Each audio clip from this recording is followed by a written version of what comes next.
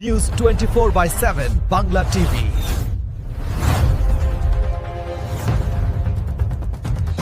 হচ্ছে খাটে বসেই খাওয়া হচ্ছে, খাটে বসেই ল্যাপটপে কাজ করা হচ্ছে, শুধু বাথরুমে যাওয়ার জন্য বাথরুমে যাচ্ছে, প্রচুর এই জিনিসগুলো হচ্ছে। সুতরাং এই ফাস্ট ফুডের জন্য ফুড হাইজিন, ফুড সেফটি এবং বিভিন্ন রকম মেটাবলিক ডিজিজ আমাদের মধ্যে ধরা পড়ছে। হচ্ছেন আপনার ভেজিটেবলস বা পুরোপুরি সেগুলো মানে টক্সিন মুক্ত হচ্ছে তা কিন্তু না।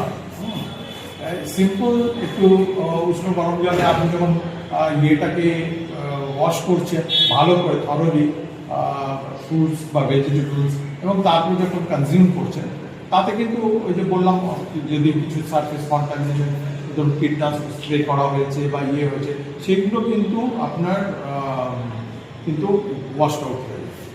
একটা আগে না যেটা কাশ্মীরে কি হতো যে নিউরোসিস্টিক সার্কোসিস বলে একটা অসুখ আছে যেটা ব্রেনের কৃমি হয়। এবার আগে একটা প্র্যাকটিস ছিল ইয়েতে ওই আপেলটাকে তারা কি করতো ওটাকে চকচকে করার জন্য থুতু দিয়ে পরে ওটাকে পলিশ করে ওটা করতো এবং এটা এরকম পাওয়া গেছিল যে ওই একটা নির্দিষ্ট জিওগ্রাফিক এরিয়াতে যে প্রচুর পরিমাণে নিউরোসিস্টিক সার্কোসিস এবং তাতে পরে যখন দেখা গেল যে এপিডেমিওলজিক্যাল স্টাডি করে দেখা গেল যে এই যে ব্রেনের কৃমি হচ্ছে সেটা বিকজ অফ দিস প্র্যাকটিস যে আপেলটাকে কিন্তু সে পালিশ করছে এবং থুতু লাগিয়ে করছে, ফলত একটা মানুষের থেকে আর একটা মানুষের যখন আপেলটা কনজিউম করছে তার কিন্তু সেই ইনফেক্টেড হয়ে যাচ্ছে।